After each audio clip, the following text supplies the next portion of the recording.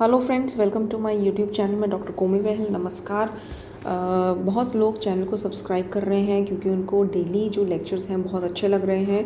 And thank you so much, आपके इतने प्यार के लिए धन्यवाद। एंड जिन्होंने नहीं सब्सक्राइब किया है प्लीज़ सब्सक्राइब कर लीजिए, ताकि जो 3-4 लेक्चर्स मैं डेली अपलोड कर रही हूँ ताकि आपका सिलेबस जल्द से जल्द कंप्लीट हो, वो आप मेरे YouTube चैनल पर देख सकें एंड उनका नोटिफिकेशन आपको अपने फ़ोन पर मिल सके।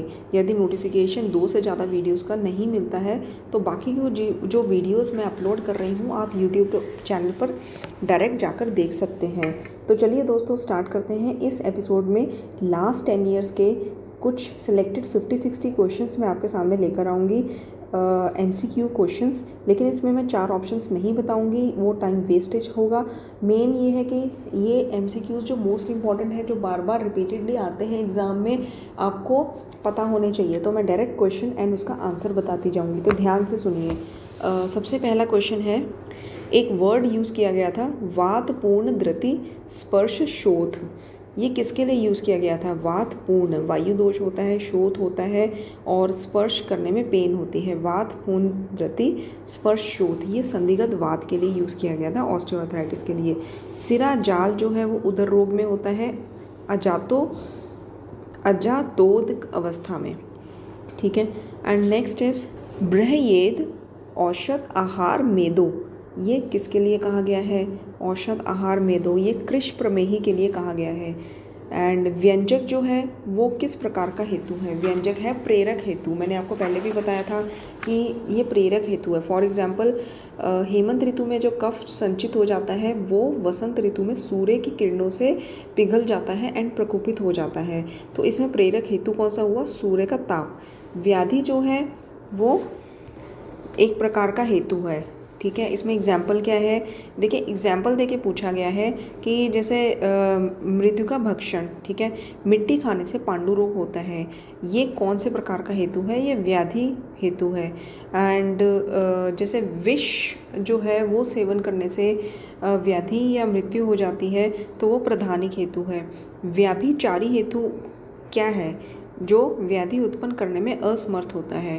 तो ये जो रख के पूछा गया है कि व्याधि उत्पन्न करने में जो असमर्थ होता है वो कौन सा हेतु होता है? व्यंजक हेतु, प्रधानिक, व्याभिचारिक, तो वो व्याभिचारी हेतु होता है। व्यंजक जो है वो प्रेरक हेतु होता है।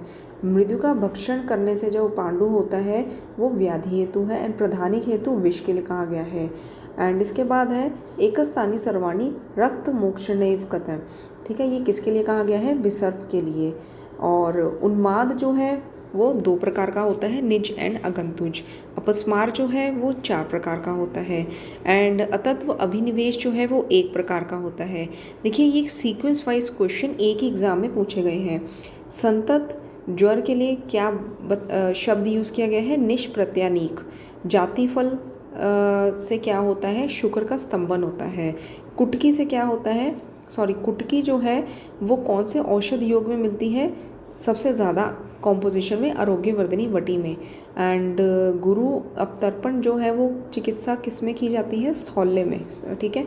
और इसमें आप कंफ्यूज ना हो, क्योंकि जो गुरु आहार है वो आप सोचेंगे कि स्थौल्य में एक तो वैसे ही वेट गेन है, काफ़ी ज़्यादा स्थौल्यता है, ऊपर से गुरु और अपतर्पण चिकित्सा, तो ये गुरु एंड अपतर्पण चिकित्सा स्थौल्य में ही यूज़ की जाती है। इसका कंसेप्ट मैंने क्लियरली अपने क्लासेस में आपको समझाया है। एंड और इसके बाद है अष्टनिंदित अध्याय, जो चरक सूत्र 21। अब जाके देखिए YouTube चैनल पर आपको मिल जाएगा। मेरे YouTube चैनल का नाम है डॉक्टर कोमल बहल। आप फाइंड आउट करेंगे तो आपको डायरेक्ट वीडियो जो है आपके YouTube पर शो अप हो जाएगी। सुदर्शन जो वटी है उसमें मेनली कौन सा इंग्रेडिएंट होता है? किरात तिक्त। एंड पुनर्आवर्तक ज्वर में पिपली का उल्लेख नहीं है। और उदर्द जो है ये कौन सी ननात्मक व्याधि है? कफज। स्पर्श असहत्वम, ये किसका मेनली पूर्व रूप है? ये मिलता है पैथिक गुल्म में। ठीक है। अस्वेदनम, ये एक कुष्ठ में मिलता है कि स्वेद उत्पन्न नहीं हो रहा, पसीना नहीं आ रहा। गोघृत जो है वो श्रेष्ठ घृत है। क्यों? क्योंकि उसमें संस्कार अनुवर्तन का गुण होता है सबसे ज़्यादा।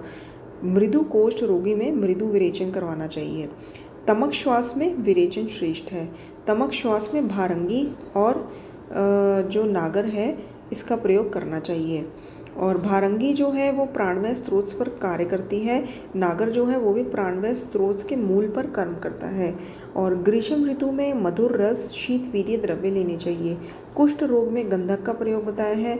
ज्वर में उष्ण जल। युक्ति जो है वो कौन सा गुण है? परादी गुण। अरुचि जो है वो किस में मिलता है? क्षीण वायु में। और जैसे दोषों की वृद्धि और क्षय के लक्षण होते हैं, तो वातक दोष का जब क्षय होता है तब उसमें अरुचि मिलता है। एंड अविपाक जो है वो क्षीण पित्त में मिलता है।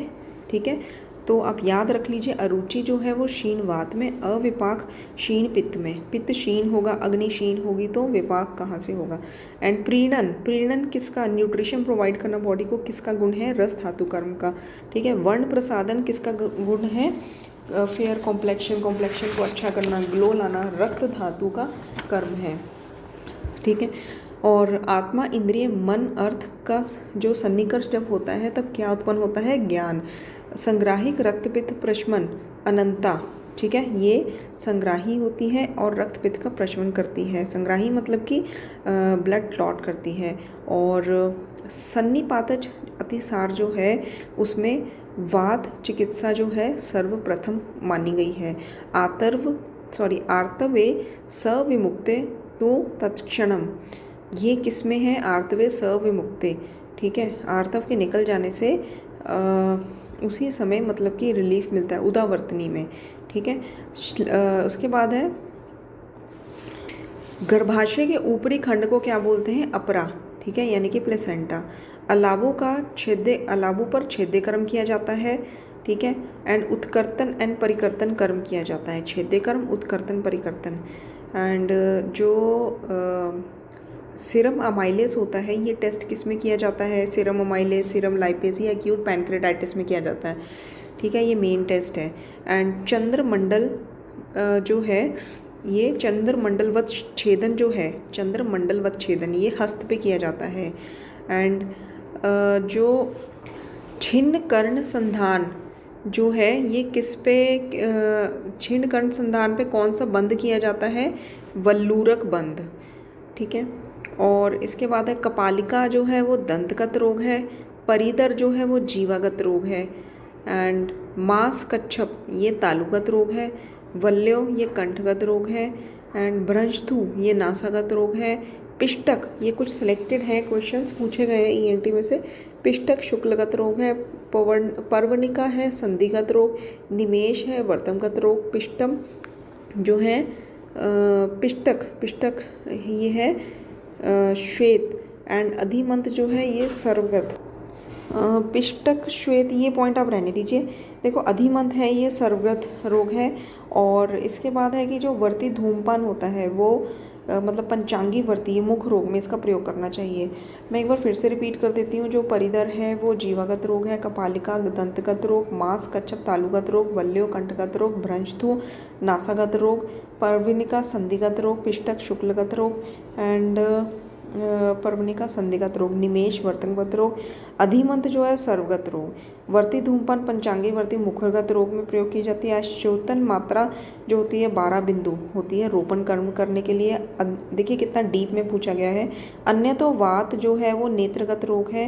एंड ये अष्टांग हृदय में शिरोरोग कपाल रोग का अलग से वर्णन किया गया है। और माधव निदान में 11 प्रकार के शिरोरोग बताए गए हैं। लेहन जो है वो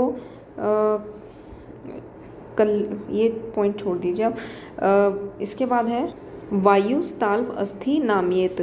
ठीक है, ये किसका लक्षण है? मस्तुलुंग क्षय का। जब CSF जो है कम हो जाता है तब वायु स्थाल्व अस्थि नाम्येत ये लक्षण मिलता है। मन्यास्तंभ की विकृति होने से कर्णवेधन करना चाहिए। और जो पर्व रूप ज्वर अवस्था में घृतपान जो है, पर्व रूप ज्वर अवस्था में घृतपान कराना चाहिए। कौन से ज्वर में? वातज ज्वर में।